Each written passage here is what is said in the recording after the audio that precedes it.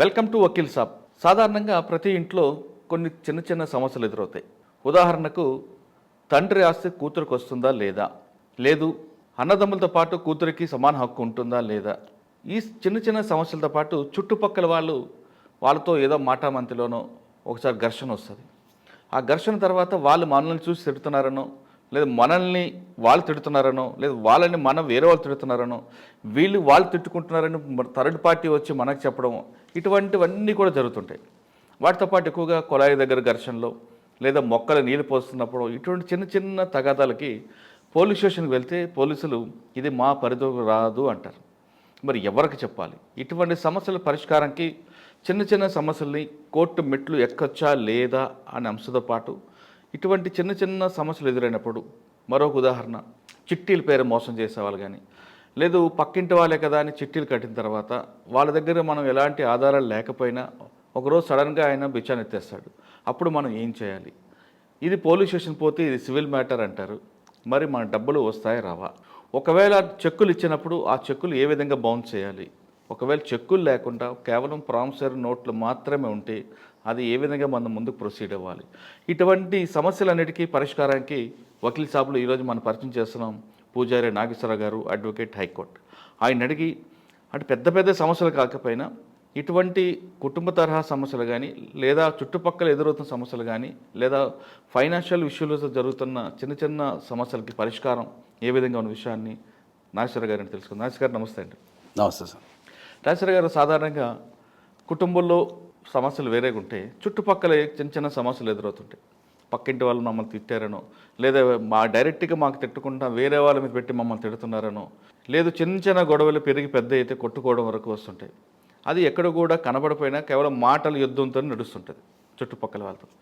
అటువంటి సమస్యల మీద పోలీస్ స్టేషన్కి వెళ్తే ఇది కాగజబుల్, నాన్ కాగజబుల్ అని చెప్తాం. మేము కోర్టుకి పంపిస్తాం, కోర్టులో వాళ్ళ డైరెక్షన్తోనే కేసు నమోదు చేస్తామని యాజ్ పర్ లా అదే చెప్తుంది. కానీ కంప్లైంట్ మాత్రం వాళ్ళకి ఆల్రెడీ డబ్బులు ఇచ్చేసారు పోలీసులకి, కాబట్టి పోలీసులు మా పక్షాన్ని లేరని ఒక అపోహ క్రియేట్ చేసుకుంటారు. చేసిన నేర విధానం ఏ విధంగా ఉన్నది విషయాన్ని కోర్టు అనుమతితోనే వాళ్ళు చేయాలి. కానీ బాధితుడు అవన్నీ ఆలోచించడు. ఆల్రెడీ ఆపోజిట్ పార్టీ పోలీసులకు సంబంధం ఉంది, పోలీసులకు డబ్బులు ఇచ్చాడు కాబట్టి నా కేసు నమోదు చేయలేదు అంటుంటాడు. అటువంటి ఇష్యూస్ వచ్చినప్పుడు ఏం చేయాలి? రెండోది మీకు ఇందాక చెప్పా, బంధుత్వంలోనే లేదా ఫ్రెండ్షిప్లోనే చిట్టీలు వేసుకుంటారు. బంధువు కదా, ఫ్రెండే కదా అని చిట్టి వేస్తున్నప్పుడు ఎలాంటి ఆధారాలు ఉండవు. సడన్గా వన్ ఫైన్ డే వాడు జంప్ అవుతాడు, అప్పుడు వీళ్ళు ఎక్కడికి వెళ్ళాలి? చెక్కులు బౌన్స్ అయితే ఏం చేయాలి? అన్నిటికన్నా తండ్రి ఆశలో కూతురికి హక్కు ఏ విధంగా వస్తుంది?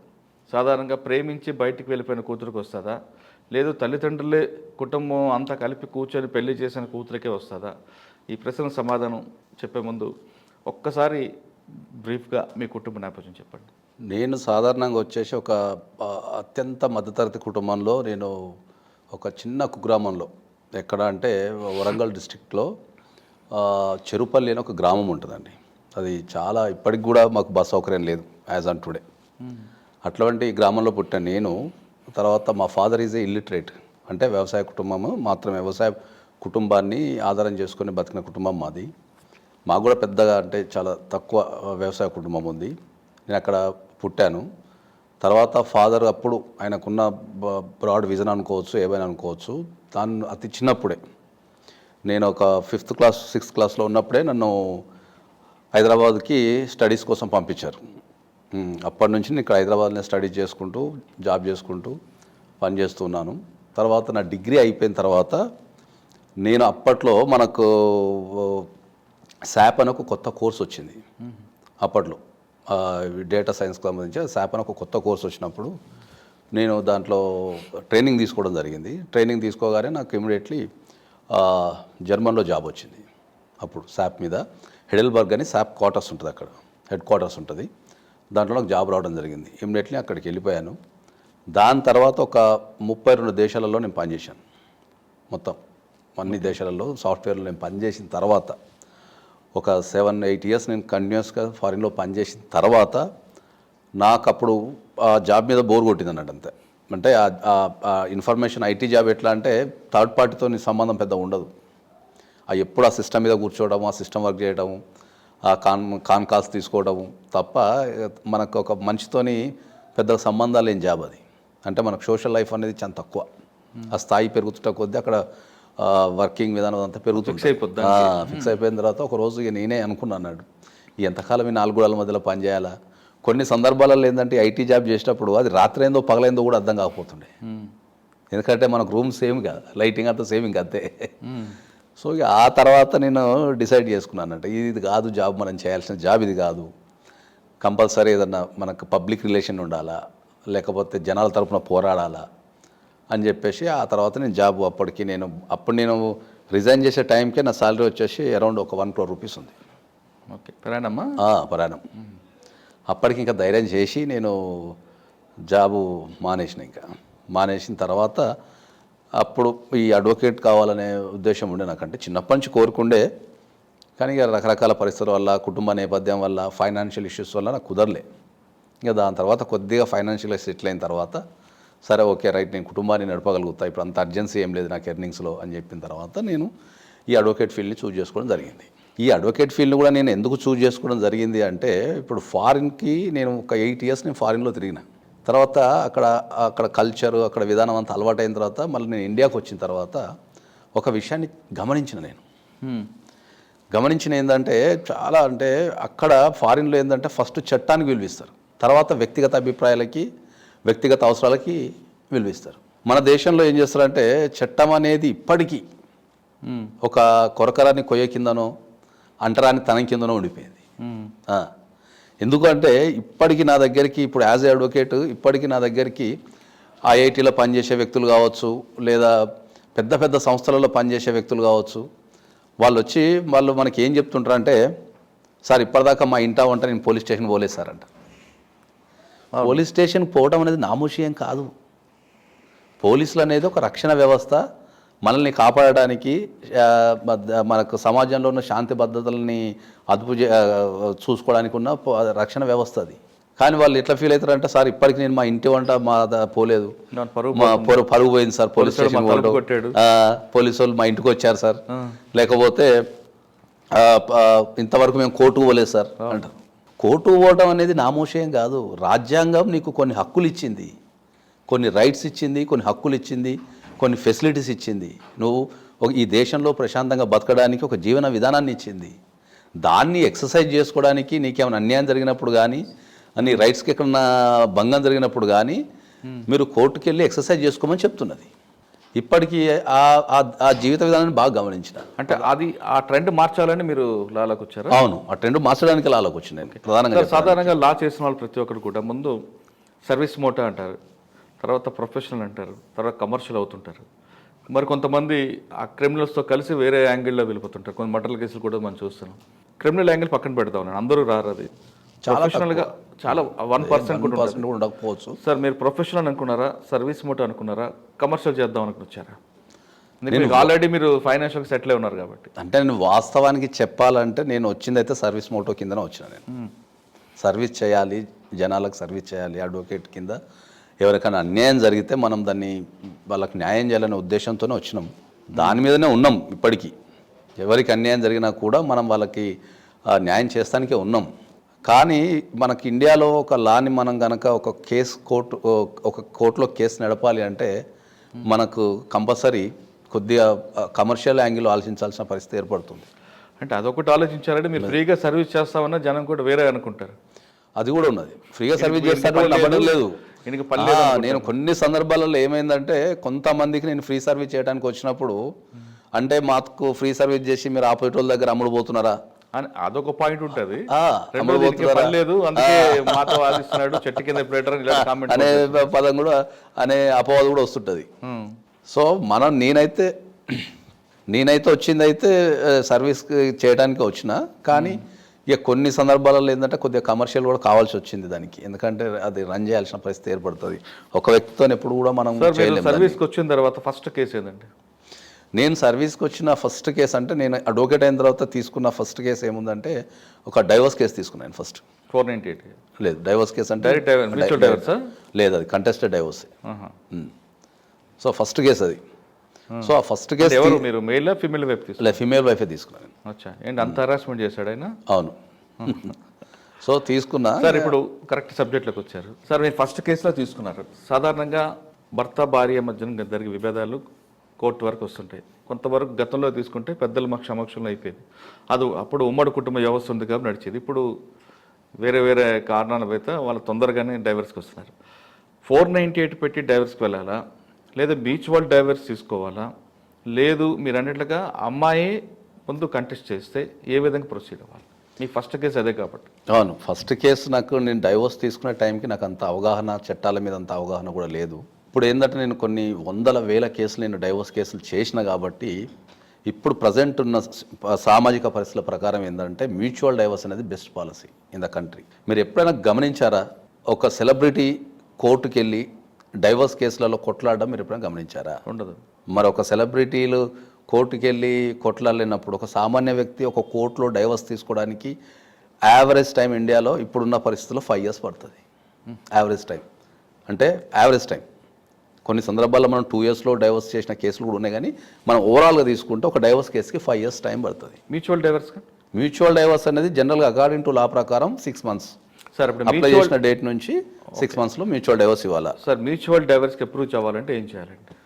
మ్యూచువల్ డైవర్స్కి అప్రోచ్ కావాలంటే ఏంటంటే ఇప్పుడు ఒక కేసు యొక్క ప్రతి కేసుకి కొన్ని పారామీటర్స్ ఉంటాయి. ఇప్పుడు వాళ్ళిద్దరికి కొత్తగా పెళ్ళయింది, వాళ్ళకి పడతం లేదు, పిల్లలు లేరు, అక్కడ ఏం ఇష్యూస్ ఉండవు మనకు. సో వాళ్ళు ఈజీగా మ్యూచువల్ డైవర్స్ తీసుకోవచ్చు. అంటే రీజన్ ఏం చెప్పాలి అమ్మాయి? మ్యూచువల్ డైవర్స్లో కోర్టు ఎప్పుడు ఇంటర్ఫియర్ కాదు.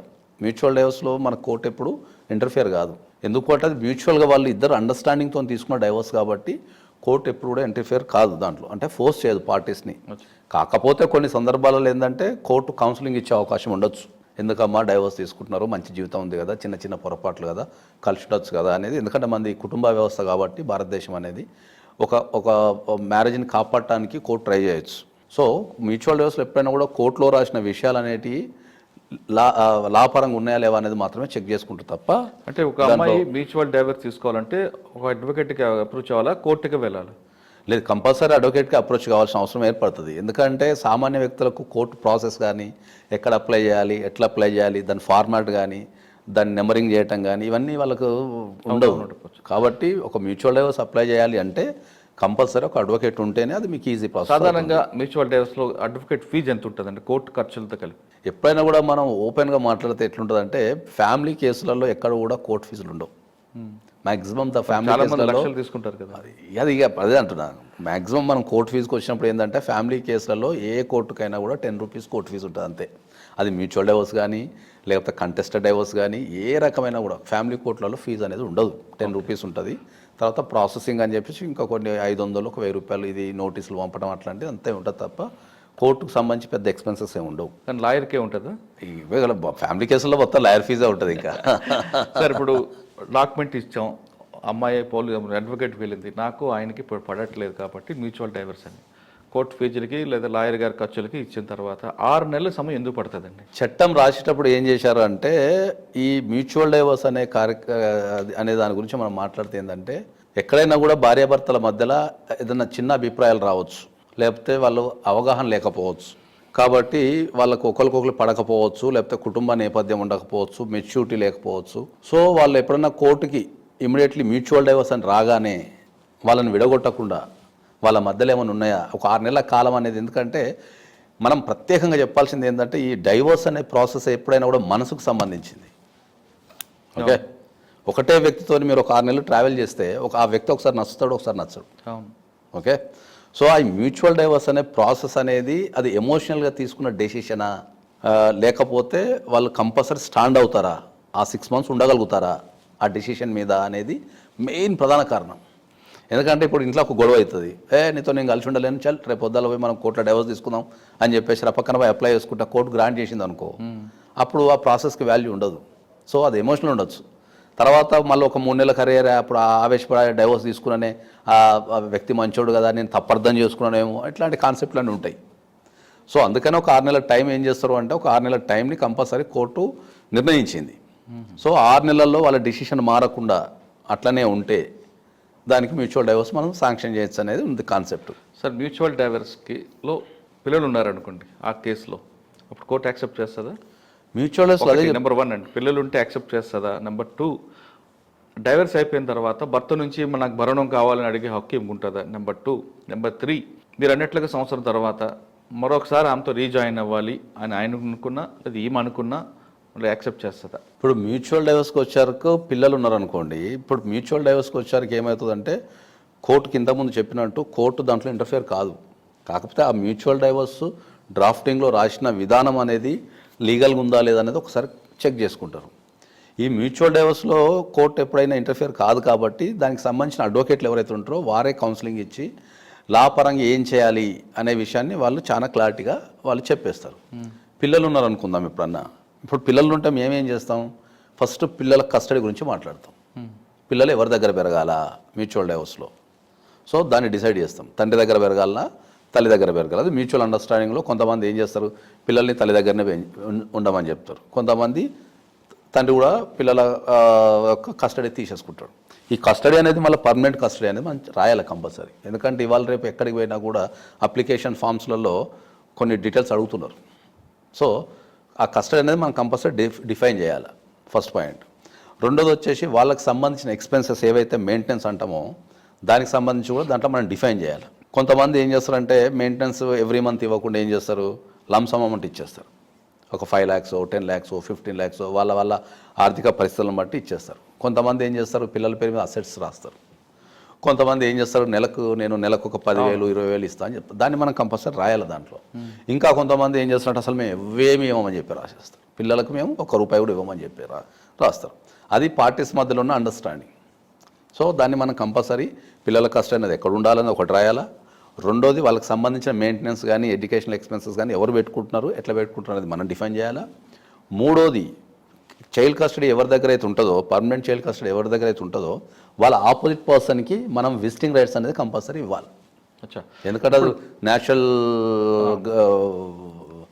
గార్డియన్స్ కాబట్టి కంపల్సరీ మనం ఆపోజిట్ పార్టీకి మనం కొంతమంది వీక్లీ వన్స్ అడుగుతారు, కొంతమంది 15 daysకి ఒకసారి అడుగుతారు, కొంతమంది ఇయర్లీ వన్స్ అడుగుతారు. అది depend upon the parties and that their situation. ఇక్కడ ఇష్యూలో తల్లి దగ్గర ఉండడానికి పిల్లలు ఇష్టపడతారు సాధారణంగా. తల్లి కూడా పిల్లల దగ్గర ఉంచుకోవాలనుకుంటారు. భర్త ఏమంటాడంటే ఆమె వేరే వాళ్ళతో తిరుగుతుంది, ఇంకో పెళ్లి చేసుకోవచ్చు, నా పిల్లల్ని పాడు చేస్తుంది కాబట్టి ఆ పిల్లలు నాకే ఇవ్వండి అని అడిగే హక్కు కూడా ఉంటుంది. ఇప్పుడు ఏ విధంగా దాన్ని అటువంటి ఇష్యూస్ ఇప్పుడు దాన్నే మనం ఏమంటామంటే, ఇప్పుడు మ్యూచువల్ డైవర్స్లో అయితే ఎవరో ఒకరు ఒప్పుకుంటారు కాబట్టి మనకు ప్రాబ్లం లేదు. కానీ ఇలాంటి సందర్భాలలో అయితే కంపల్సరీ మనం కోర్టులోకి వెళ్ళి మనం చైల్డ్ కస్టడీ కేసు వేసుకోవాల్సింది.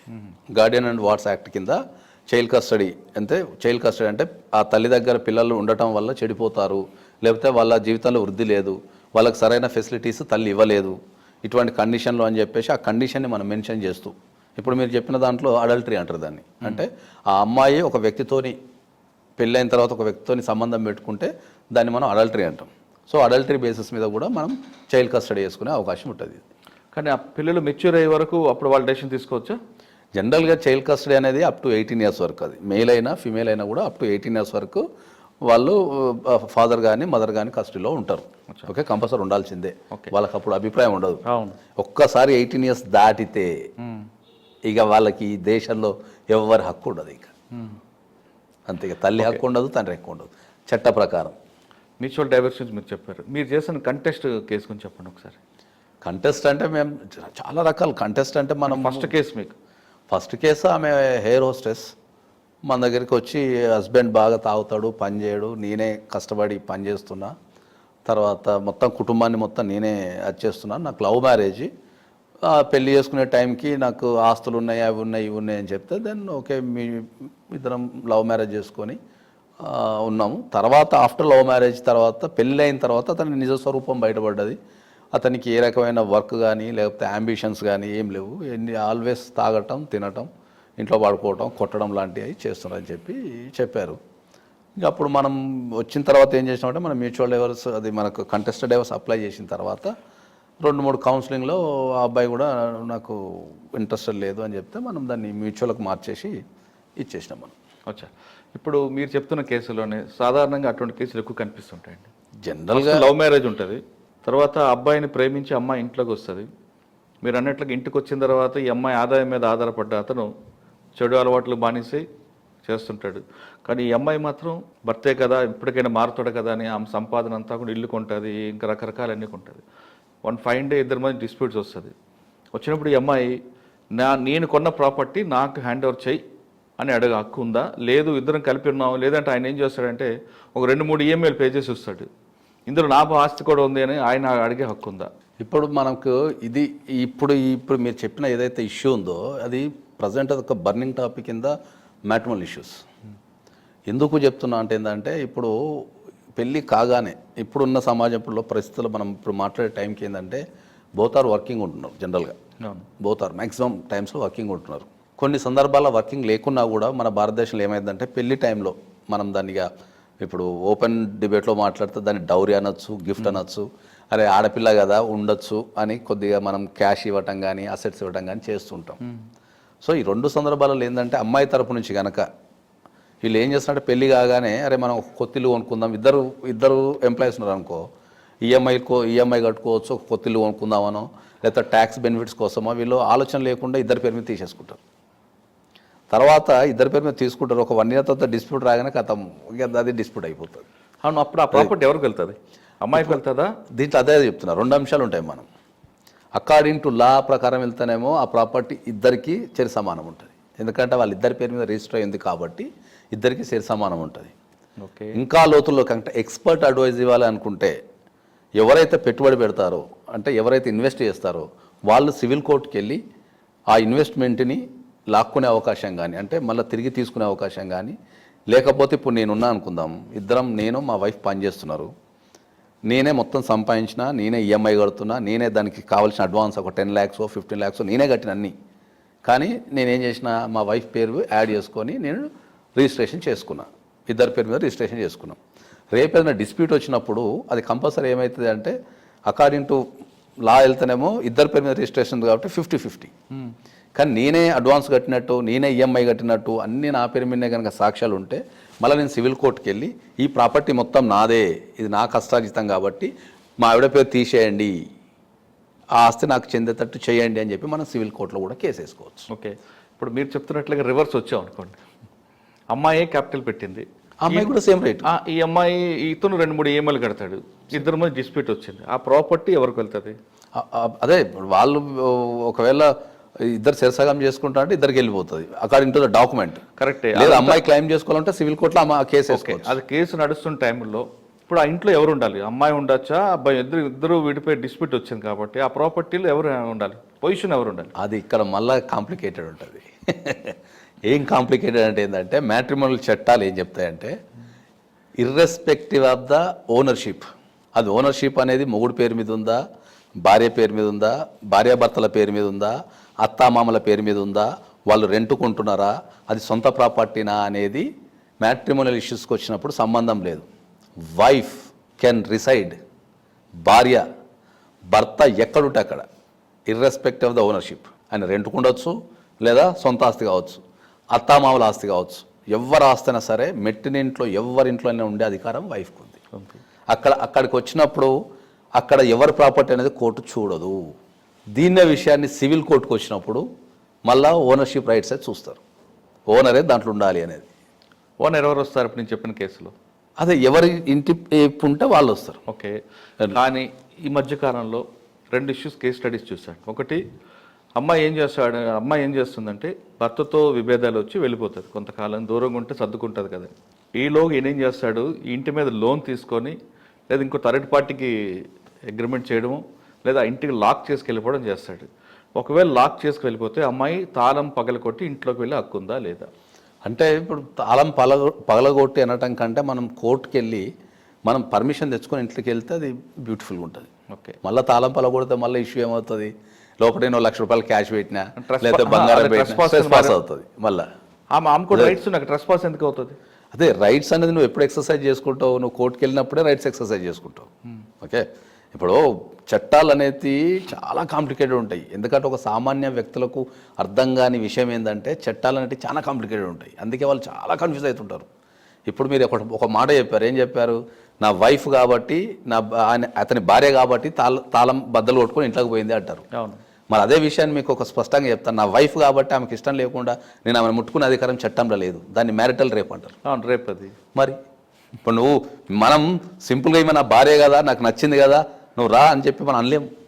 ఒకవేళ భార్యకు ఎగెనిస్ట్ కనుక మనం ముట్టుకున్న, భార్యకి ఎగెనిస్ట్ మనం ఏమన్నా మనం సహజీవనం అంటే దాన్ని మనం పదాలు ఇప్పుడు అది సెన్స్ వస్తుందేమో, సహజీవనం. భార్యకి అగైనిస్ట్ మనం సెక్స్ చేసినా కూడా రేప్ కేసు. రేప్ కేసు అది. భార్య can go directly to the police station, అరే భయ్ నాకు ఇంట్రెస్టే లేదు, ఇగో నన్ను బలవంతం చేసిండంటే కథం రేప్ కేసు బుక్ చేసేస్తాను. ఓకే, ఒకవేళ అమ్మాయి పొజిషన్లో ఉందనుకోండి, ఈ అమ్మాయి భర్త కట్టడం మానేశాడు, బ్యాంక్కి టైం అయిపోయింది, బ్యాంక్ వాళ్ళు ఆక్షన్కి వస్తారు, అప్పుడు అమ్మాయి ఏం చేయాలండి? బ్యాంక్ తీసేసుకుంటుంది. Bank is ultimate. మళ్ళీ ఇక్కడికి వచ్చాక ఏమవుతుంది, బ్యాంక్ ఈజ్ అల్టిమేట్. ఎందుకంటే బ్యాంక్కి అగైనిస్ట్ ఏ కోర్టు కూడా ఆర్డర్ ఇవ్వలేదు. ఎందుకు ఇవ్వలేదు? బ్యాంకులో దాచుకున్న పైసలు ఎవరి? పబ్లిక్.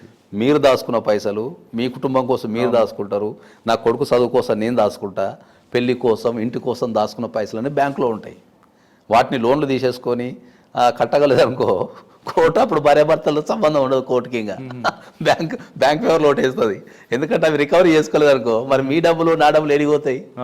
కాబట్టి ఎప్పుడైనా మీరు గుర్తుపెట్టుకునే అంశం ఏంటంటే బ్యాంకింగ్కి వచ్చారకు ఏ కోర్టు కూడా బ్యాంకుకి వ్యతిరేకంగా ఇవ్వటం కష్టం.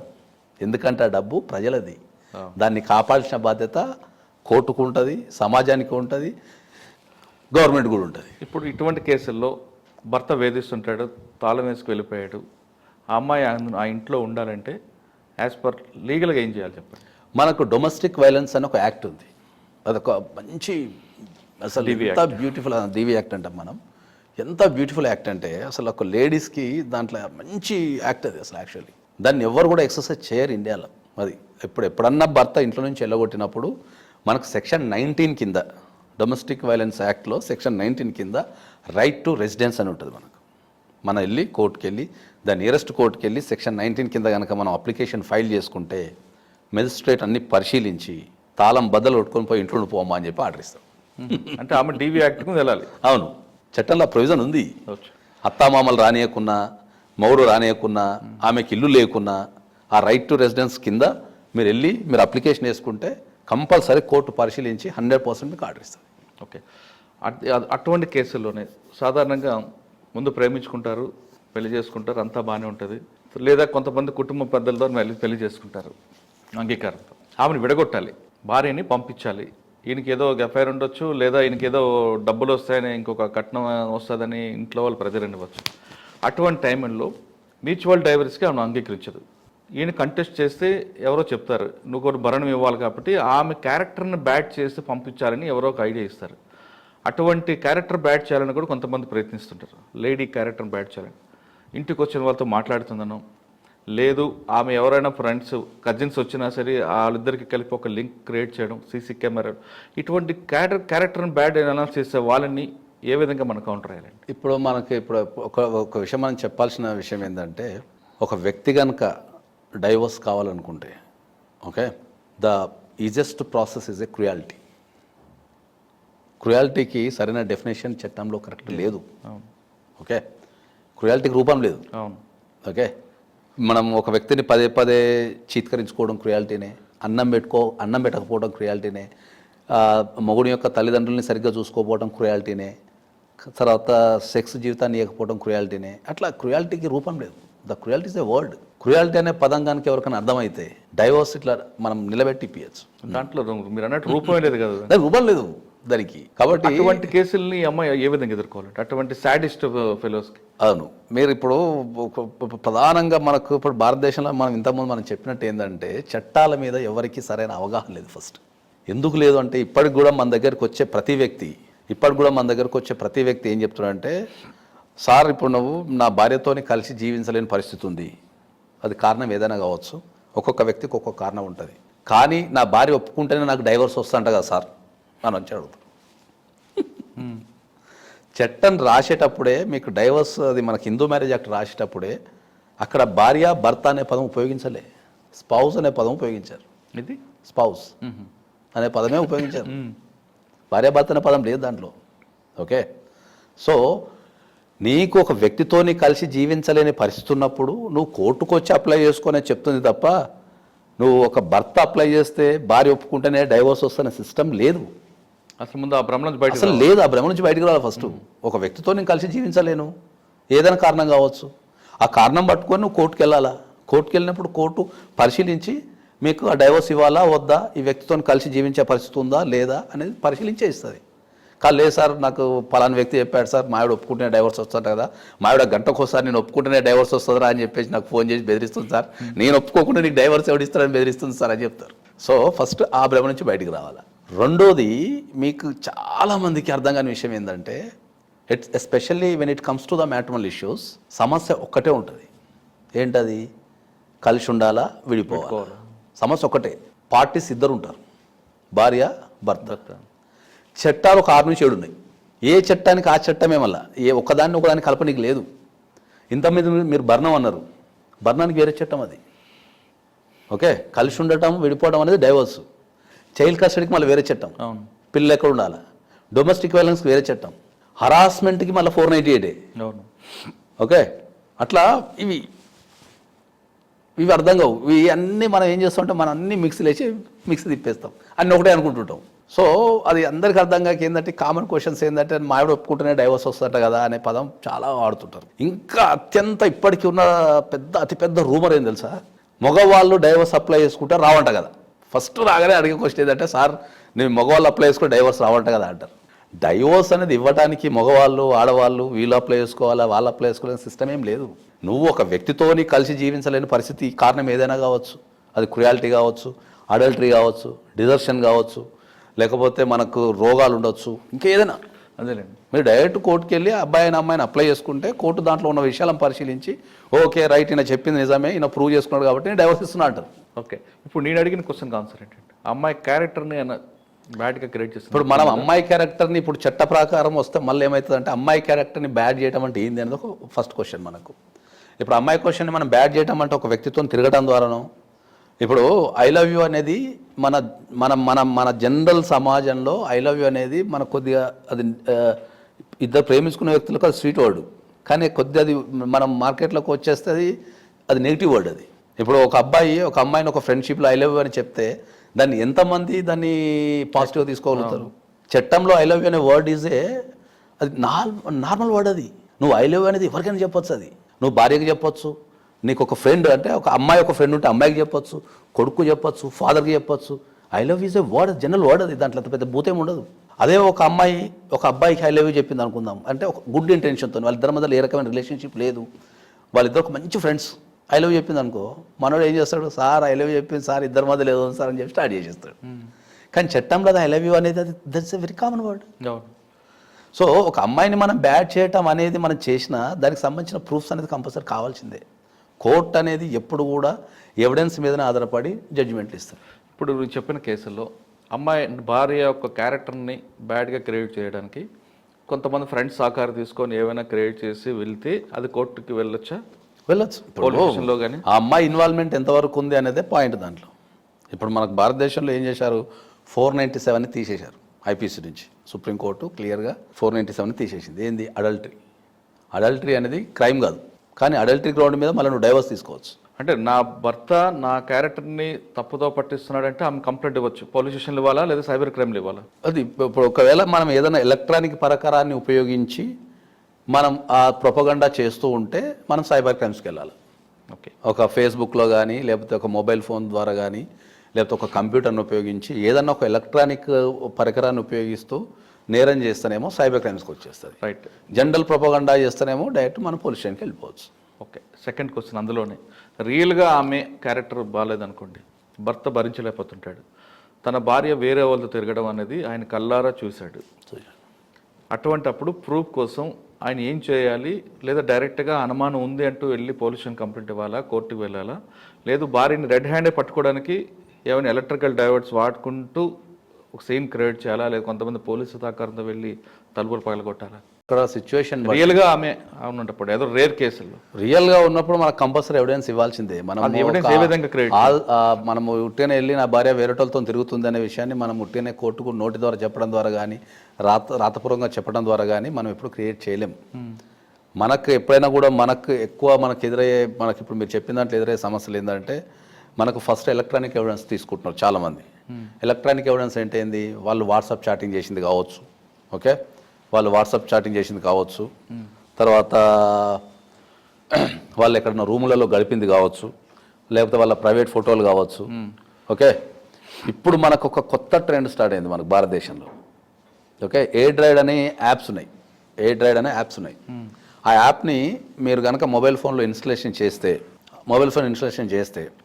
మీ మొబైల్ మొత్తం నా చేతిలోకి వచ్చేస్తుంది. అవును. ఆ యాప్ మీ మొబైల్లో ఉన్న విషయం కూడా ఎవరికి తెలియదు. ఆ యాప్ మీ మొబైల్లో ఉన్న విషయం కూడా ఎవరికి తెలియదు. మీకు తెలియదు ఇక అది కనిపించదు కూడా, ఎక్కడ కూడా కనిపించదు.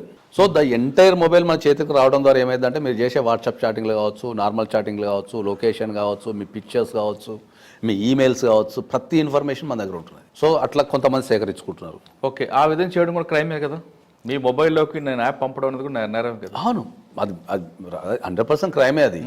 కాకపోతే ఇప్పుడు మన దగ్గరకు వచ్చినప్పుడు దాన్ని ఎట్లా ప్రూవ్ చేయాలా? ఇప్పుడు మనం యాప్ వేసినాం, ఇప్పుడు మీరు యాప్లో మనకు లొకేషన్ కనిపిస్తుంటుంది. మొన్న రీసెంట్గా ఒక చెప్తున్నా, మనకు సంబంధం లేకుండా ఒక భర్త ఒక అమ్మాయి దాంట్లో యాప్ వేసాడు. ఓకే, గమనిస్తున్నాడు. సో ఒక XYZ హోటల్లో ఆ అమ్మాయి ఆఫీస్ అని చెప్పిపోయి మార్నింగ్ 10 నుంచి XYZ హోటల్లో ఉంది. అమ్మాయి ఆఫీస్కి వెళ్ళినప్పుడు ఎక్కడ ఉండాలా? ఆఫీస్లో ఉండాలి. XYZ హోటల్లో ఉంది కదా. దెన్ ఇమ్మీడియట్లీ పోలీసులను తీసుకొని ఇమ్మీడియట్లీ పోలీసులను తీసుకెళ్ళి అక్కడ రిసెప్షన్లో చెక్ చేసి సో రూమ్ నెంబర్ పోతే వేరే అబ్బాయితో ఉంది. ఓకే, సో అక్కడ పోలీసుల్లో రికార్డ్, అక్కడ క్రైమ్ లేకున్నా కూడా ఏమవుతుంది, అక్కడ స్టేట్మెంట్ అనేది రికార్డ్ చేస్తారు కాబట్టి దెన్ దాన్ని మనం కోర్టులో ఎవిడెన్స్ కింద తీసుకునే అవకాశం ఉంటుంది. రైట్. అదే కేసులో ఆ అమ్మాయి మొబైల్లోకి యాప్ ఇవ్వడం కూడా సైబర్ క్రైమ్ కింద వస్తుంది కదా. మరి అబ్బాయి మీద డెఫినెట్లీ చెప్తున్నా. అదే చెప్తున్నా. ఇప్పుడు నా దగ్గర మొబైల్ ఉంది, ఆ సాఫ్ట్వేర్లో ఇప్పుడు ఈ కేసు అందుకే చెప్పిన మీకు. ఈ కేసు ఎందుకు చెప్పినా, ఇప్పుడు అమ్మాయికి సాఫ్ట్వేర్ ఉన్న విషయం తెలియదు, అబ్బాయికి తెలుసు.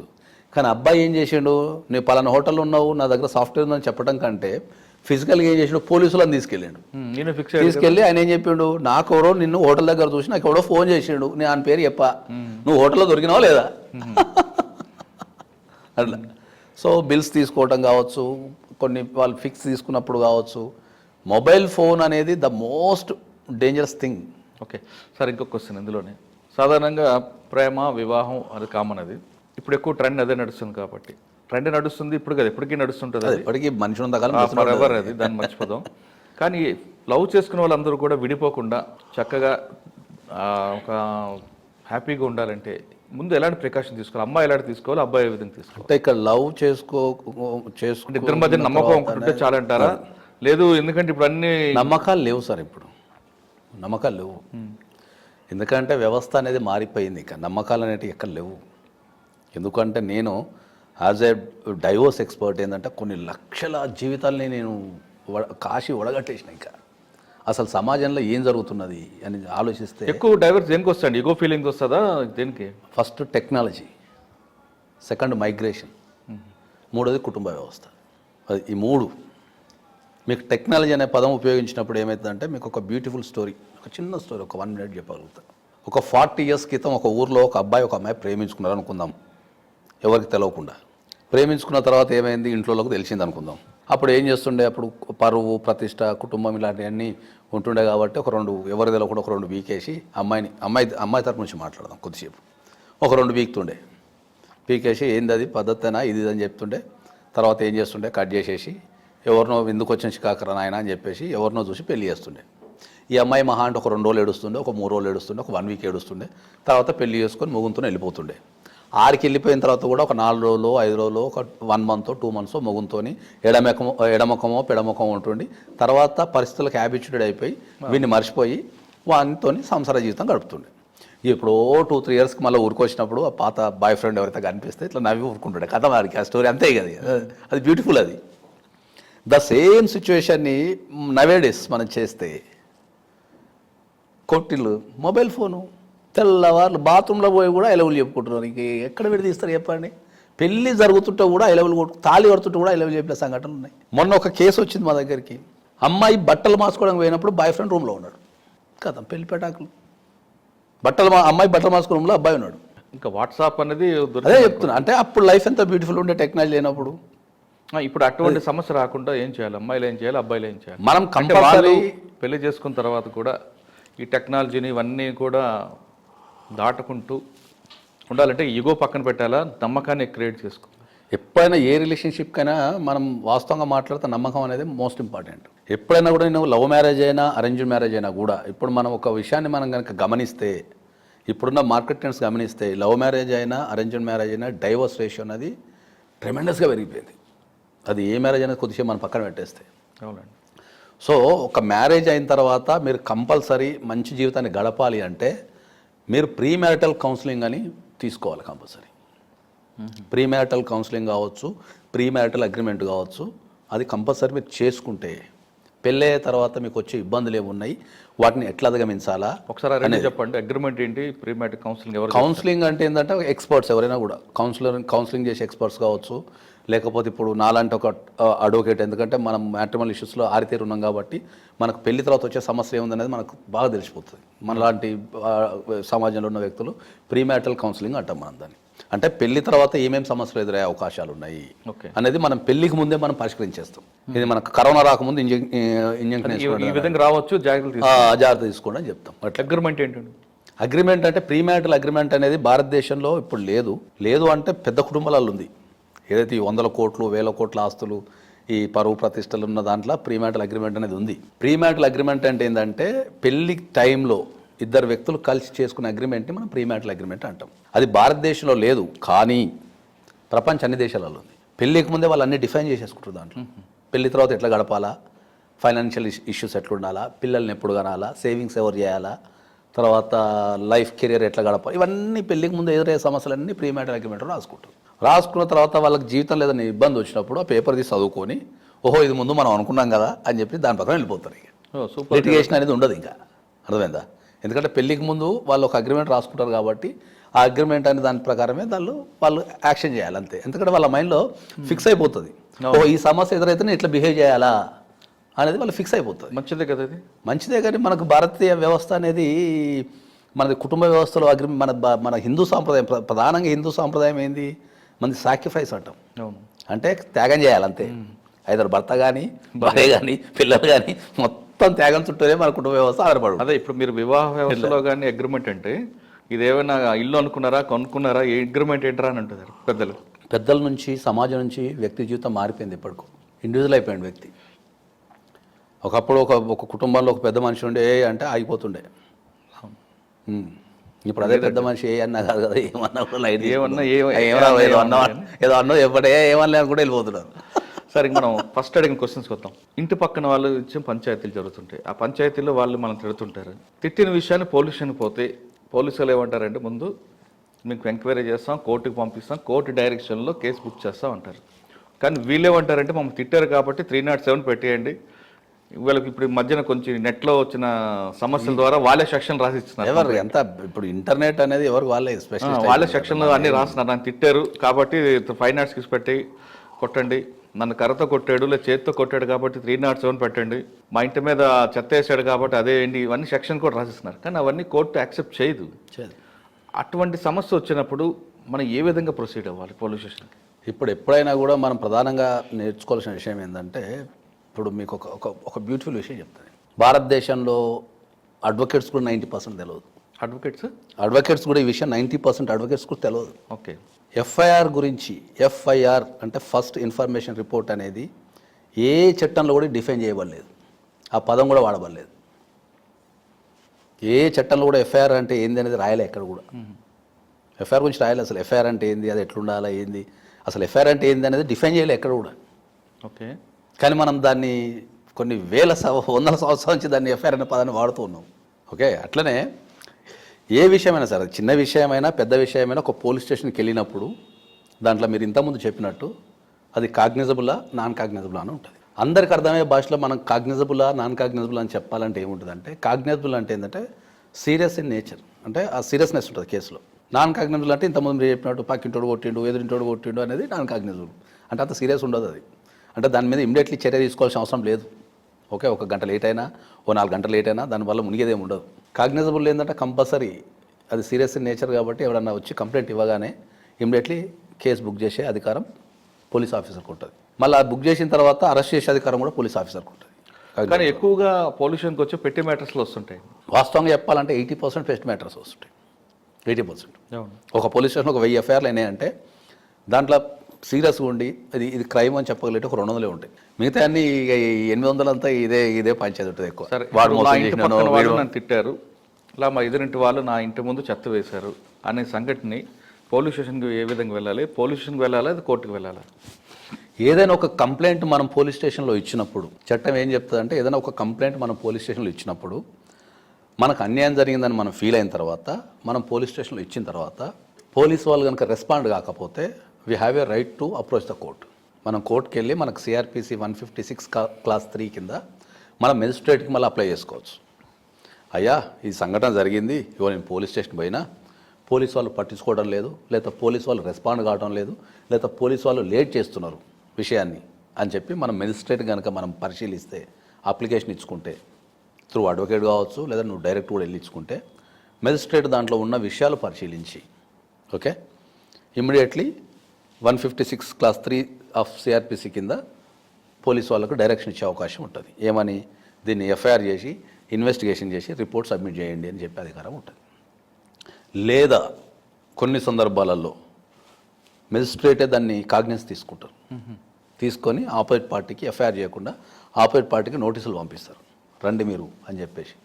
దానిపైన విచారణ జరిపిన తర్వాత మీకు నిజంగా కనుక అన్యాయం జరిగితే ఆపోజిట్ పార్టీకి శిక్ష చేస్తారు. అంటే పోలీస్ స్టేషన్ వెళ్లకుండా వెళ్ళినా పర్వాలేదు, వెళ్ళకపోయినా కోర్టుకి వెళ్ళి కంప్లైంట్ ఇస్తే ఇచ్చుకోవచ్చు. మా పక్కింటి వాడితో ఇబ్బంది ఉన్నాయి, ఎదురింటి వాళ్ళ పైన వెళ్తుంటే క్రైమ్కి సంబంధించే. అవును, క్రైమ్ అంటే ఉంటుంది కొట్టుకోవడం, తిట్టుకోవడం, మోసం చేయటం, ఇదంతా క్రైమ్. అవును, చెత్త వేశాడు అంటే చెత్త వేసాడు అంటే మళ్ళీ సివిల్ కేసు అవుతుంది. మళ్ళీ వాడు ఏం చేయాలా, ఇంజక్షన్ సూట్ వేసుకోవాలి చెత్త వేయకుండా ఇంటి మూట. ఓకే, ఇంకొక క్వశ్చన్ అడిగా మీకు. ఇంట్లో తండ్రి ఆస్తి కూతురికి చెందాలంటే ఏం చేయాలి? అటువంటి వెళ్ళాలనుకున్నప్పుడు కొంతమంది అమ్మాయిలు ప్రేమించి పెళ్లి తీసుకెళ్ళిపోతారు. అటువంటి అమ్మాయి కూడా తండ్రి ఆస్తిలో అడిగే హక్కు ఉందా లేదా? లేదు తండ్రి పెళ్లి చేసిన కూతురికి హక్కు ఉందా? ఇక్కడ ప్రధానంగా మనం చెప్పాల్సిన విషయాలు రెండు ఉంటాయి. ఇక్కడ వారసత్వంగా వచ్చిన ఆస్తి లేదా కష్టార్జితం అని మనం మాట్లాడాలి. ఎప్పుడైనా ఒక ఆస్తి గురించి మాట్లాడేటప్పుడు ఆస్తి అయితే అది వారసత్వంగా వచ్చిన ఆస్తి కష్టార్జితమా? కష్టార్జితంలో ఎవ్వరి భాగస్వామ్యం ఉండదు. తండ్రి ఇష్టం. ఇంకా తండ్రి కానీ తల్లి కానీ ఎవరు వాళ్ళ లైఫ్ టైంలో వాళ్ళు కష్టపడి సంపాదించుకున్న ఆస్తి కనుక ఉంటే వాళ్ళు దాన్ని ఇష్టం వచ్చినట్టు చేసుకోవచ్చు. ఓకే, కానీ మళ్ళీ కండిషన్స్ ఏముంటాయి? పిల్లగాళ్ళు మైనర్ అయితే వాళ్ళని సాధాల్సిన బాధ్యత మళ్ళీ తండ్రికే ఉంటుంది. ఆస్తి అమ్ముకోవడం వేరు, పిల్లగాళ్ళని సాధడం వేరు. సో కష్టార్జితం అయినప్పుడు ఏంటంటే దాని మీద ఎవరు రైట్స్ ఉండవు. అది ఏమైనా అమ్ముకోవచ్చు, కాలబెట్టచ్చు, లేదా నచ్చిన వ్యక్తికి దానం ఇవ్వచ్చు, ఏదైనా చేసుకోవచ్చు. తాత ముత్తాలు చూసిన ఆస్తి మాత్రం కంపల్సరీ. నీకు నచ్చినా నీకు నచ్చకున్నా, నువ్వు లవ్ మ్యారేజ్ చేసుకున్నా, నువ్వు పారిపోయినా, పెళ్లి చేసుకోకున్నా, ఏం చేసుకోకున్నా ఇప్పుడున్న భారతదేశంలో చట్టాల ప్రకారం సమానంగా పిల్లలకు పంచాల్సిందే. ఓకే, కూతురు తండ్రి ఆస్తుల వాటా అడగాలంటే ఏ ప్రొసీజర్ ఏంటంటే? కూతురు తండ్రి ఆస్తులు అంటే మనం ఇంతకుముందు మాట్లాడుకో వారసత్వం ఆస్తులు కనుక అడగాలంటే జనరల్గా మనం పార్టీషన్ సూట్ వేసుకోవాలి సివిల్ కోర్టులో. అడగాలంటే మనం జనరల్గా ఇంటికి పోయి అడుగుతాం, లేదా నోటీస్ పంపిస్తాను ఇవ్వను అంటే పార్టీషన్ సూటే. నా రైట్, ఒక 5 ఎకరాల పొలం ఉంది, మా తాత నీకు ఇచ్చిండు, నువ్వు మాకు ఇవ్వాలా, సో నా 5 ఉన్నాం, ఇంత ఆస్తి నాకు వస్తుందని చెప్పేసి సివిల్ సూట్కి మనం పార్టీషన్ సూట్ వేసుకోవాలి. ఓకే, తాత ఆస్తి అని ప్రూవ్ చేయడానికి దానికి సంబంధించిన లింక్ డాక్యుమెంట్స్ కానీ ఇవన్నీ కూడా చూపించాలా, లేదు జస్ట్ లేదు కంపల్సరీ చూపించాల్సిందే కదా. ఇంక ఎవరు పడతాలు పోయినా పక్కన మా తాత ఆస్తి అంటే కోర్టుగా అందరినీ ఎంక్వైరీ చేసుకుంటూ కూర్చోదు కదా. ఏ కేసు అయినా, అది సివిల్ కేసు అయినా, క్రిమినల్ కేసు అయినా, ఏ కేసు అయినా దానికి సంబంధించిన ఆధారాలు ఎంతో కొంత వేశారనుకోండి. అవును, వేసినప్పుడు తండ్రితో పాటు ఆ తండ్రి కొడుకులకి ఎంతమంది భాగస్వాములు ఉంటే అంతమంది కుటుంబం. ఈ ప్రొసీజర్ ఎంతకాలం పడుతుందండి? ఒక లాలో మనం ప్రొసీజర్ అనేది ఎప్పుడు చెప్పలేము. అంటే టైం బాగుంటుంది దానికి ఉంటుందా? చట్టంలో ప్రతి కేసుకి ఒక టైం లిమిటేషన్ ఉంది. మీకు చెప్పాలంటే ఇప్పుడు డీవీ కేసు ఉంది అనుకుందాం, డొమెస్టిక్ వైలెన్స్ కేసు ఉంది, అది 6 monthsలో పూర్తి కావాలి. ఓకే, ఇప్పుడు నేను చెప్పిన కేసులో 1 year పార్టీషన్ సూట్ మ్యాక్సిమం 1 yearలో పూర్తి చేయాలి. కానీ నోటీసులు అందట్లేదు కదా కొన్ని కేసులు. ఇప్పుడు వ్యవస్థలో ఉన్న లోపం, అది చట్టంలో ఉన్న లోపం కాదు, అది వ్యవస్థలో ఉన్న లోపం. వ్యవస్థలో ఉన్న లోపం అంటే ఏంది? సరైన ఇన్ఫ్రాస్ట్రక్చర్ లేదు దేశంలో. ఇప్పటికి మీరు కొన్ని కోర్టులకు వెళ్తే ఇప్పటికీ సరైన బాత్రూమ్ లేదు, కూర్చోడానికి కుర్చీ లేదు, ఓకే, తాగడానికి వాటర్ లేదు, ఓకే, సరైన జడ్జెస్ లేరు. సరైన జడ్జెస్ అంటే తగినంత జడ్జెస్. ఇప్పుడు ఒక రాష్ట్రంలో ఒక 100 మంది జడ్జెస్ పనిచేయాలనుకుంటే మన దగ్గర 30-40 ఉన్నారు. ఈ బర్డెన్ అంతా వాళ్ళ మీద పడుతుంది. కోర్ట్ స్టాఫ్ లేరు. చాలా సందర్భాల్లో ఇప్పటికీ కోర్టులలో కూడా అవుట్ సోర్సింగ్ పర్సన్స్ పనిచేస్తున్నారు. 8,000, 10,000 పనిచేయడం వల్ల క్వాలిటీ పడిపోతుందా? డెఫినెట్లీ పడిపోతుంది. ఎందుకు పడదు? వాళ్ళ మీద ప్రెజర్ ఉండదా? జడ్జెస్ కూడా మనలాంటి వ్యక్తులే కదా. ఓకే, ఇప్పుడు నువ్వు 100 కేజీలు మోయగలుగుతావు, నీకు 500 కేజీలు మేమంటే మీరు మోస్తారా? ఇప్పుడు ఒక జడ్జికి మనం ఒక జడ్జి ఒక రోజుకు ఒక 10 కేసులు చూడాలా, ఆయనకున్న స్టామినా ప్రకారం కానీ టైం ప్రకారం కానీ ఒక ఆరోగ్యవంతమైన జడ్జిమెంట్ ఇవ్వాలంటే చూడాలా. ఒక్కొక్క జడ్జికి 5-6 కేసులు మీరు 5-6 కోట్లు వర్క్ ఇస్తున్నారు. అవును, దానివల్ల ఎంతమందిని వినగలుగుతారు వాళ్ళు? చెప్పండి. వాళ్ళు చదవాలా, వాళ్ళ పర్సనల్ లైఫ్ జడ్జిమెంట్ రాయాలా, చదవాలా, ఇప్పుడు నేను వేసిన పిటిషన్ చదవాలా, ఆపోజిట్ వాళ్ళు వేసిన కౌంటర్ చదవాలా, మళ్ళీ చట్టాన్ని పరిశీలించాలా, చట్టం ఏం చెప్తుందో, అది క్వాలిటీ పడిపోతుంది. ఓకే, ఇంకొక క్వశ్చన్ మీకు. బంధుత్వం పేరు మీద చిట్టీలు నడుపుతారు. చిట్టీలో బాగానే ఉన్నప్పుడు ఫ్రెండ్షిప్లో డబ్బులు ఇచ్చుకుంటారు. ఒకరోజు ఎత్తేస్తాడు, వాళ్ళు ఎక్కడికి వెళ్ళాలి? పోలీస్ స్టేషన్కి వెళ్ళాలా, కోర్టుకు వెళ్ళాలి? పోలీస్ స్టేషన్ పోతే సివిల్ మ్యాటర్ అంటారు. జనరల్గా అయితే అది చీటింగ్ కిందకే వస్తుంది వాస్తవం చెప్పాలంటే. కానీ ఆధారాల్లో ఉండవు వీళ్ళ దగ్గర. ఫస్ట్ ఆఫ్ ఆల్ అదే చెప్తున్నా కదా. ఫస్ట్ ఆఫ్ ఆల్ చిట్టి మనకేమంటే దీన్ని అన్రిజిస్టర్డ్ చిట్టీస్ అంటాం మనం దాన్ని. అవును, అన్రిజిస్టర్డ్ చిట్టీస్ వేయటం అనేది నేరం ఫస్ట్ ఆఫ్ ఆల్. ఎందుకంటే చిట్టి యాక్ట్ అనేది మన గవర్నమెంట్కి ఉంది.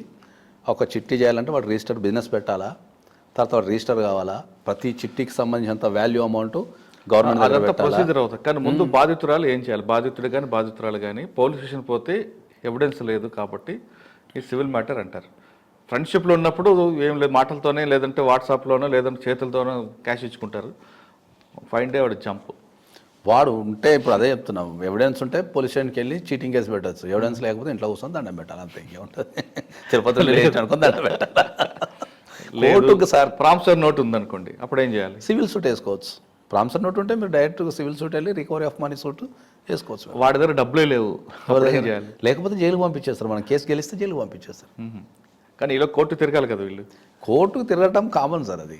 సరే, ఆయన దగ్గర ప్రామిసరీ నోట్ కాకుండా చెక్ ఉందనుకోండి, అప్పుడు చెక్ బౌన్స్ కేసు వేసుకుంటాం మనం. 138 వేసేసుకుంటాం. చెక్ బౌన్స్ కేసు వేసుకొని దాని కింద చెక్ ఉంది, ప్రామిసరీ నోట్ ఉందనుకో, ప్రామిసరీ నోట్ కింద సివిల్ సూట్ వేసుకోవచ్చు, చెక్ బౌన్స్ కింద చెక్ బౌన్స్ కేసు వేసుకోవచ్చు. ఓకే, 138 కింద చేసుకోవచ్చు. రైట్. ఆయన ఎవరైతే పారిపోయిన వ్యక్తి తర్వాత పోలీసులు దొరికినప్పుడు వీళ్ళకి ఆల్రెడీ 10 రూపాయలు వడ్డీ చొప్పున నేను వడ్డీ కట్టాను, అసలు ఒకటి ఇవ్వాలి అని ఒక స్టేట్మెంట్ ఇచ్చాడు అనుకోండి. స్టేట్మెంట్ ఇవ్వడం కాకుండా 10 రూపాయలు వడ్డీ పే చేసినట్లుగా ఎవిడెన్స్ కూడా చూపించాడు అనుకోండి, అప్పుడు ఏమంటుంది? అవును, దానికి అందుకని చెప్తున్నా కదా, కోర్టుకు ప్రధానంగా కావాల్సిన ఎవిడెన్స్ సార్. మాటలో నీలో అవి కాదు. మీ దగ్గర ఏమి ఎవిడెన్స్ ఉంది? దానికోసమనే ఇప్పుడు సుప్రీంకోర్టు ఒక కొత్త రూల్ తెచ్చింది మొన్న రీసెంట్గా. ఏమని? నేను 5 లక్షల చెక్ నీకు ఇచ్చిన, ఓకే, 5 లక్షలు నీ దగ్గర తీసుకున్నా, నీకు ఇచ్చిన తర్వాత మధ్యలో నువ్వు ఇంటర్మీడియట్ పేమెంట్లు నాకు చేస్తున్నావు, 50,000, 30,000, 40,000 చేస్తున్నావు. నువ్వు చేసిన తర్వాత జనరల్ ప్రాక్టీస్లో ఏం జరుగుతుంది? మేము ఏం చేస్తాం యాజ్ అడ్వకేట్ కింద ఏం చేస్తాం? నువ్వు నాకు 1 లక్ష రూపాయలు దాకా ఇచ్చినావు, 2 లక్షల దాకా ఇచ్చినావు, కానీ మేమేం చేస్తాం? కోర్టుకి వెళ్ళి 5 lakhs క్లెయిమ్ చేసేస్తాం. ఓకే, 5 lakhs క్లెయిమ్ చేసేస్తాం.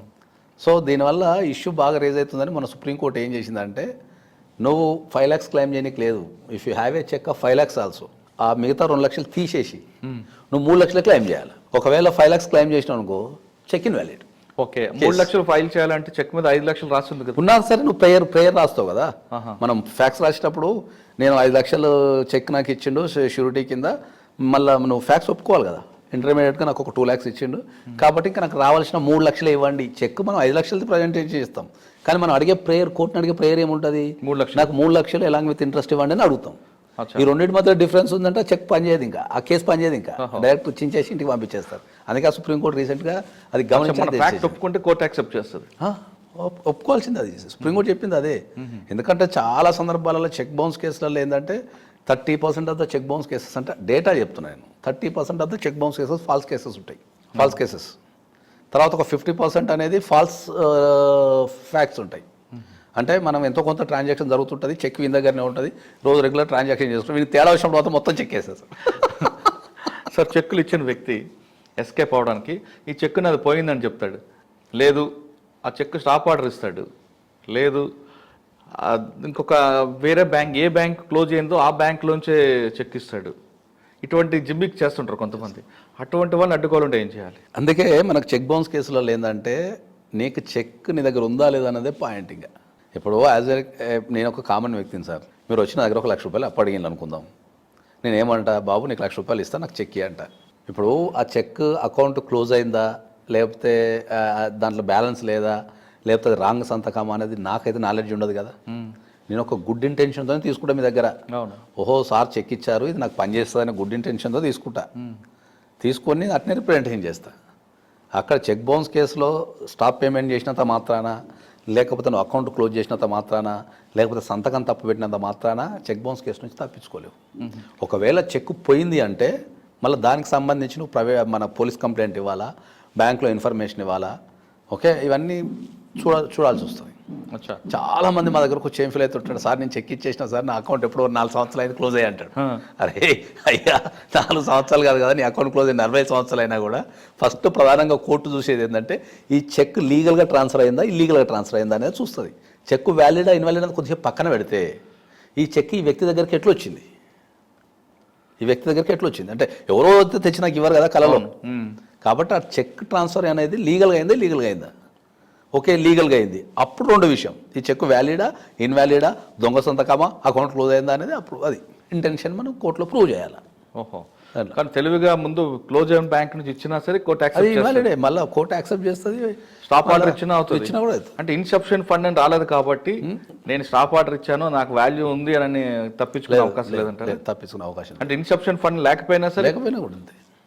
కొంతమంది తెలివిగా చేసినావు కదా, కొంతమంది తెలుగులో సంతకం పెడతారు, లేదా ఎడం చేత సంతకం పెడతారు, కొందరు తప్పు సంతకాలు పెడతారు అవును కావాలని. ఇంకా కొందరు మా దగ్గర కొందరు మహానుభావులే ఉన్నారంటే ఆ చెక్కు పేరు రాసి ఉంటుంది కదా, పక్కన చెక్కు తెచ్చి కూడా వీరు సంతకం పెడతారు. పక్కన చెక్కు, ఇప్పుడు మనం ఇన్స్టెంట్ చెక్ తీసుకుంటాం, ఇప్పుడు మనం పక్కన బ్యాంక్ వెళ్తాం, ఇన్స్టెంట్ చెక్ ఇస్తాడు. ఆ చెక్ మీద కింద ఇప్పుడు జనరల్గా ఆ పర్సనల్ చెక్స్ ఉండవు, అది వేరే తోటి చెక్ తెచ్చి కూడా వీని సంతకం పెట్టించిన రోజులు కూడా ఉన్నాయి. ఓకే, మరి కొంతమంది చెక్ ఉంది, చెక్ మీద సంతకం రాసి పెడితేనే అది క్లియర్ అవుతుంది, లేదా డేట్ దగ్గర కానీ అమౌంట్ దగ్గర కానీ కొంచెం దిద్దితే అది యాక్సెప్ట్ చేయదు. అటువంటి కూడా చేసిన వాళ్ళు ఏం చేయాలి?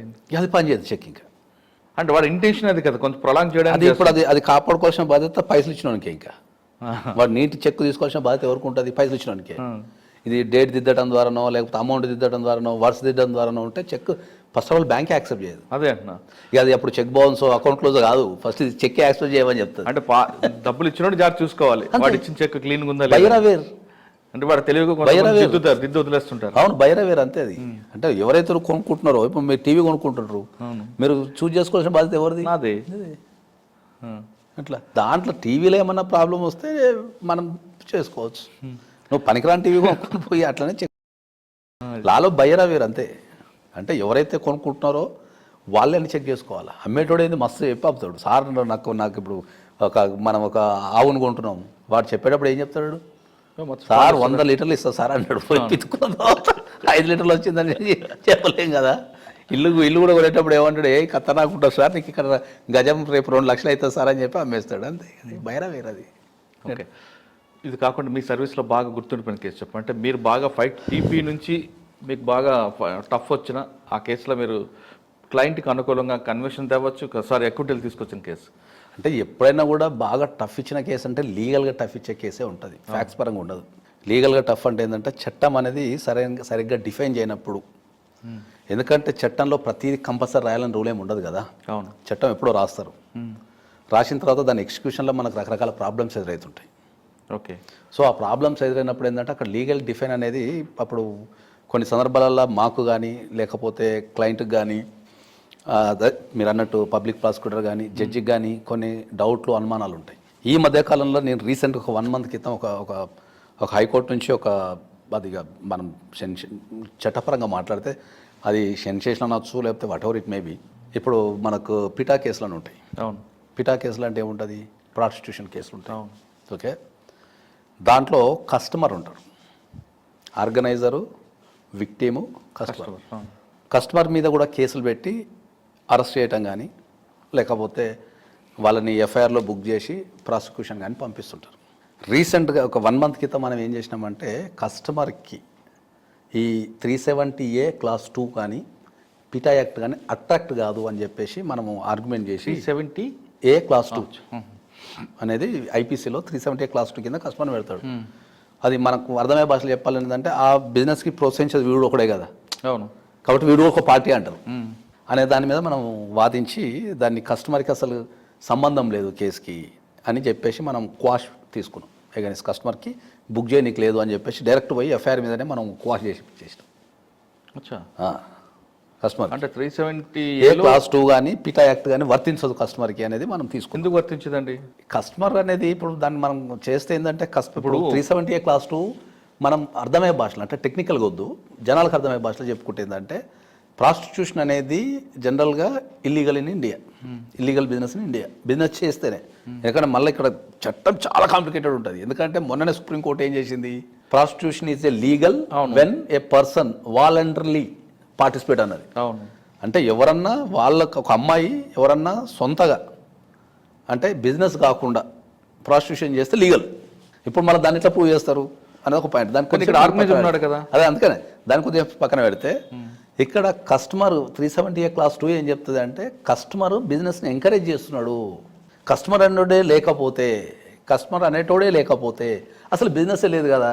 సో మరి ఆర్గనైజర్ని పెట్టినప్పుడు, మరి నువ్వు విక్టిమ్ని పెట్టినప్పుడు నువ్వు కస్టమర్ ఎందుకు పెట్టవు అనే దాని మీద పాయింట్ అన్నట్టు. ఇప్పుడు సో మనం కస్టమర్ని పెట్టాలి అంటే వాడు కస్టమరా కాదా అనేది నువ్వు ఎట్లా ప్రూవ్ చేస్తావు అనే దాని మీద ఆర్గ్యుమెంట్ అంతే. ఇప్పుడు ఈ బిల్డింగ్ ఉంది సార్, ఇది హోటల్, ఇక్కడ ఒక ప్రాస్టిట్యూషన్ జరుగుతుందని పోలీసు వాళ్ళకి ఇన్ఫర్మేషన్ వచ్చింది. పక్కన వచ్చిండ్రు, రైడ్ చేసిండ్రు, ఆ రూమ్లో పట్టుకుంటేనే కస్టమర్ అవుతాడు. రూమ్ కిందనో మెట్ల దగ్గరనో రిసెప్షన్లోనో ఆ రూమ్లో క్లోజ్డ్ సర్క్యూట్లో ఎలాంగ్ విత్ దట్ విక్టిమ్ దొరికితేనే కస్టమర్ అవుతాడు. ఓకే, అప్పుడు వాడిని 370 క్లాస్ 2 కింద మనం ప్రాసిక్యూషన్ చేయొచ్చు. రూమ్లో కాకుండా ఎక్కడ దొరికినా కస్టమర్ గాడిగా అనుకోండి. మనకు వచ్చే ఎఫ్ఐఆర్లలో 80% బయట దొరుకుతుంటాడు. ఎలాగా? పోలీసు వాళ్ళు ముందే రెక్కి నిర్వహించేసి వాడు పోతుంటే మధ్యలో పట్టేసి సార్ పట్టేసాం సార్ అనేస్తారు. అంటే రూమ్ లో ఫిక్స్అప్ చేస్తేనే 370 క్లాస్ 2 వస్తుంది. రూమ్ బయట దాడితే రాదిగా. Okay sir, judge Surender sir అదే చెప్పాడు అన్నట్టు. రూమ్లో దొరికితే అట్రాక్ట్ అవుతుంది. నువ్వు ఎక్కడో వ్యక్తిని పట్టుకొచ్చి ఈ కేసుకి ఆ కేసుకి నువ్వు లింక్ ఎట్లా కలుపుతావు? ఓకే, కొన్ని కేసుల్లో అమ్మాయి విల్లింగ్ వస్తుంది, డబ్బుల దగ్గర తేడా అవచ్చో లేదా మనుషుల దగ్గర తేడా అవచ్చో, అమ్మాయి రేప్ కేసు పెట్టింది అనుకోండి. అదే చెప్తున్నా, రేప్ అంటే ఏంది, ఎగెనిస్ట్ హర్ విల్ అంతే. ఇక భార్య కూడా పెట్టచ్చు, భార్య కూడా పెట్టచ్చు దేశంలో. చట్టం అది మనం అంటారు కదా, మనకి హిందీలో ఒక సామెత ఉంటుంది, కానూన్ హాత్ లంబాయ్ అంటారు కదా. చట్టం పరిధి చాలా పెద్దది. ఒక వ్యక్తిని మనం చంపాలి అంటే మర్డర్ చేసో లేకపోతే కత్తితో బోడ్సో చంపాల్సిన అవసరం లేదు. వాడిని కోర్టుకు లాగేస్తే కథం అయిపోయింది. ఇంకా చచ్చిపోతాడు. ఇప్పుడు ఎప్పుడైనా గుర్తుపెట్టుకోండి, ఇప్పుడు చాలా మంది ఆవేశపర్లు చేస్తారు, కత్తి కసకా కొట్టి చేస్తాడు. అది కాదు, వాడిని కోర్టుకు లాగేస్తే కథం.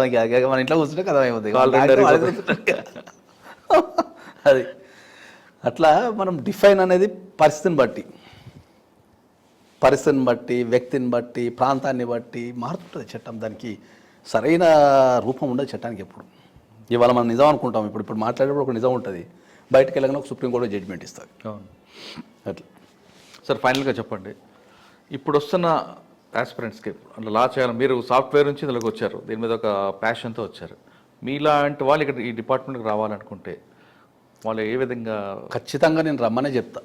ఎందుకంటే నేను ఎప్పుడైతే ఒక ఐటీ జాబ్ వదిలిపెట్టి నేను లాలోకి వచ్చినప్పుడు ఏంటంటే చాలామంది నన్ను రావద్దని చెప్పారు.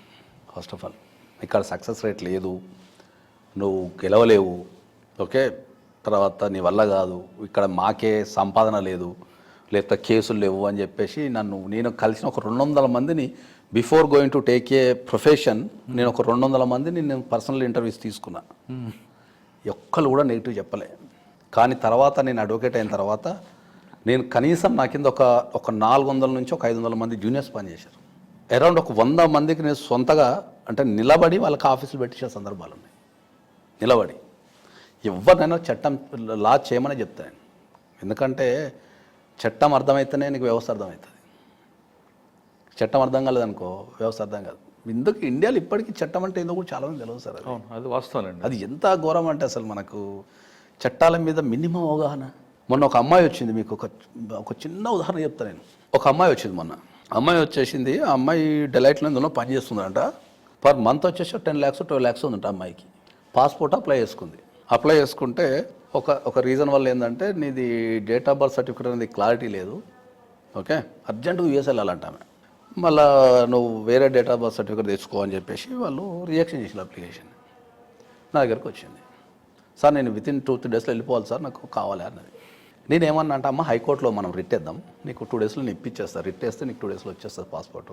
ఇప్పుడు వాళ్ళ దగ్గరికి వెళ్తే వాళ్ళకి ఎక్స్ప్లెయిన్ చేయండి నీకు రాదు అని చెప్తే, అమ్మో నేను కోర్టుకు రాను సార్ అంటే, అమ్మో కోర్టుకు రాను సార్ అంటే. అరే నువ్వు చదువుకున్న వ్యక్తివి, రాజ్యాంగం పాస్పోర్ట్ అనేది రాజ్యాంగం నీకు ఇచ్చిన హక్కు.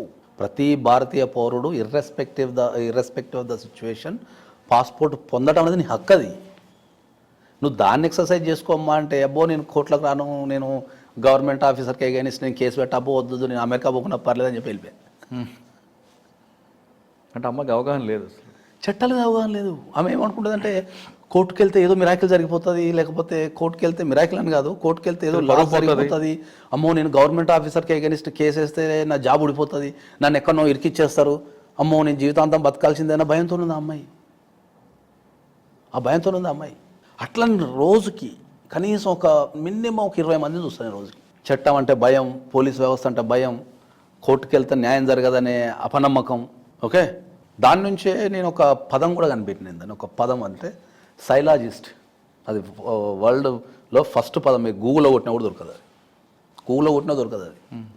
నేను దానికి ట్రేడ్ మార్క్ కూడా తీసుకున్నాను. సైలాజిస్ట్ అంటే సైకాలజీ ప్లస్ లా, ఈ రెండు కలిపి చెప్పే వ్యక్తిని మనం సైలాజిస్ట్ అంటాం. ఈ రెండు డిఫరెంట్ ప్రొఫెషన్లు, ఈ రెండు కలిపితే సైలాజిస్ట్. అంటే ఏవైతే వ్యక్తికి నువ్వు ఏదైతే ఒక దేశంలో బతుకుతున్నావో ఆ దేశం ఉన్న రాజ్యాంగం మీద నీకు నమ్మకం లేదు.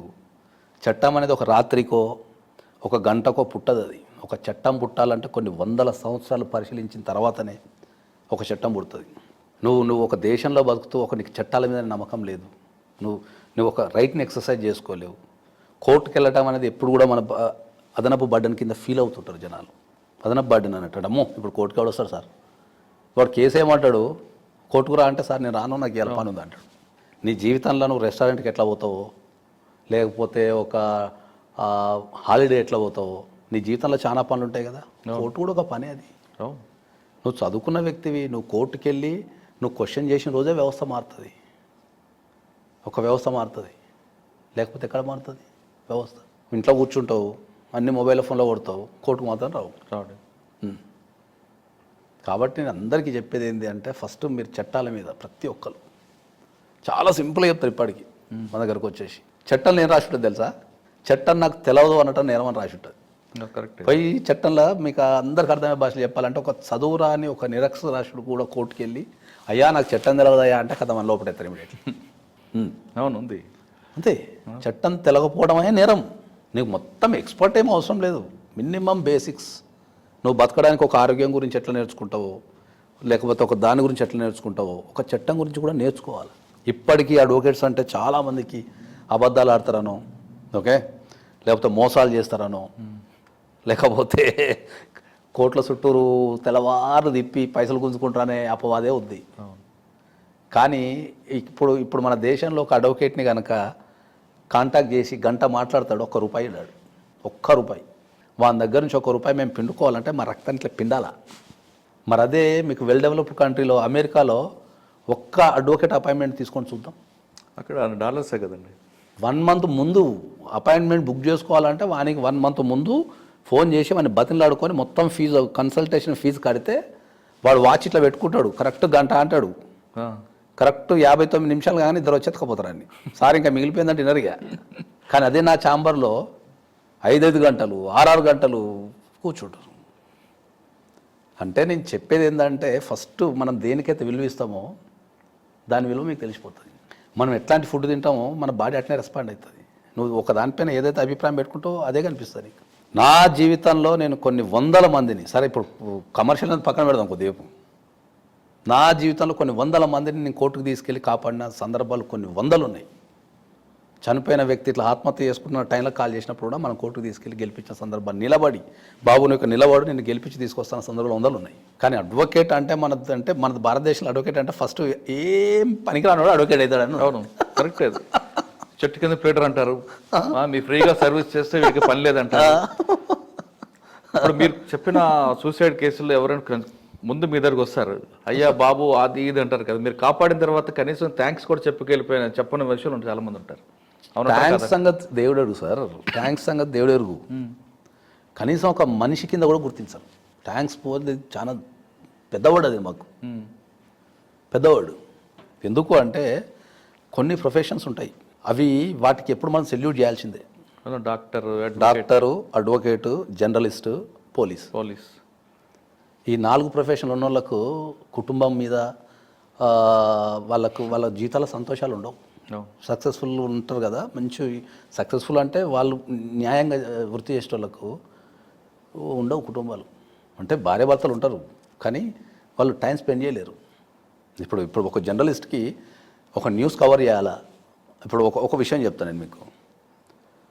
ఒక ఉరిశిక్ష పడ్డ ఖైదీ కేసు ఒకటి మన రీసెంట్గా 3 years క్రితం వాడు కేసు వేసిండు దాన్ని.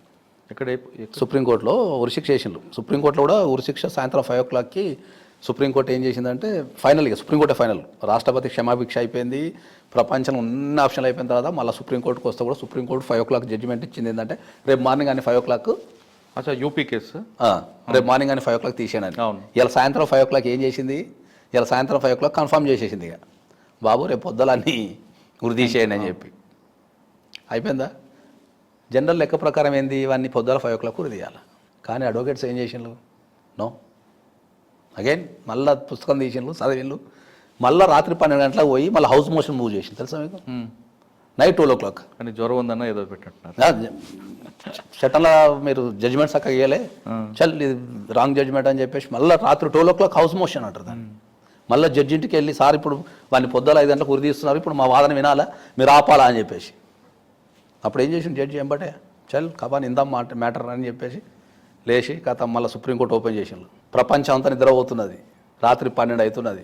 Supreme court judges, staff, reporters, police, advocates 12 గంటలకు స్టార్ట్ అయిన ఆర్గ్యుమెంట్ 3 గంటలకి ఆర్గ్యుమెంట్ చేసిండు, 5 గంటలకు ఉరి తీసేసి ఇప్పుడు వరకు కాపాడారు కదా, కాపాడడం ప్రయత్నం. అదే ఇప్పుడు ఆ సంఘటనలు ఏమవుతుంది, ఇప్పుడు సుప్రీంకోర్టులో హౌస్ మోషన్ మూవ్ చేసిండు, బ్రేకింగ్ న్యూస్, జర్నలిస్ట్ ఇంట్లో పడుకుంటాడు, ఇంట్లో కొడుకు జ్వరం వచ్చింది లేకపోతే నాన్న హాస్పిటల్ ఉన్నాడని పడుకుంటాడు, వాళ్ళ డ్యూటీ ఏముంటుంది, పిచ్చి ఉంటుంది వాళ్ళకి తెలుసా. ఇంట్లో వాళ్ళని సస్తుంటే కూడా ఫస్ట్ కెమెరా వేసుకొని తిండి గిండి తిరగరు, బస్సు ఉందా కారు ఉందా చలే పోతానే ఉంటారు.